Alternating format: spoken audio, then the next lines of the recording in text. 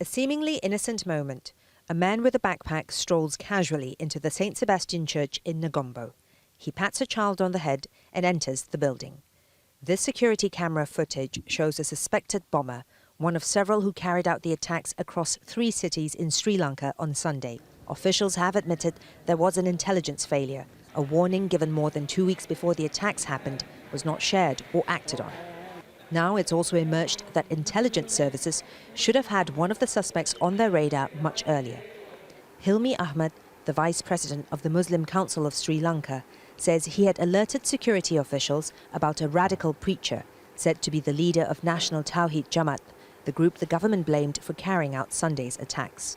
About 3 years ago, we went and told them that there is a Muslim cleric who is preaching hate. He had been gathering young people in the guise of conducting Quran classes and radicalizing them.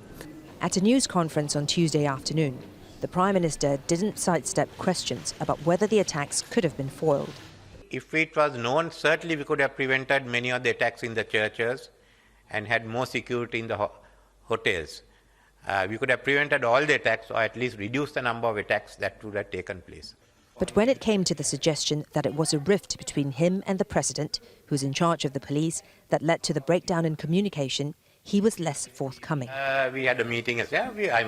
We have difference of opinion, but that's been thrashed out and somehow, look, we've got to get the country out of this problem.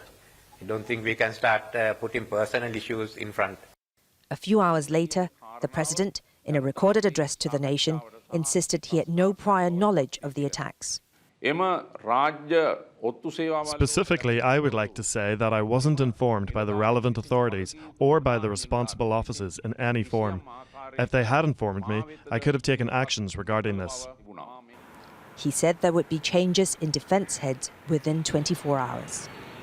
The investigation is now looking at whether the suspects had links abroad, as officials believe they would have required help planning and carrying out the coordinated attacks. There was also a suggestion from the Defence Minister that the bombings were in retaliation for the mosque shootings in New Zealand. But some here say there should be caution in making such links.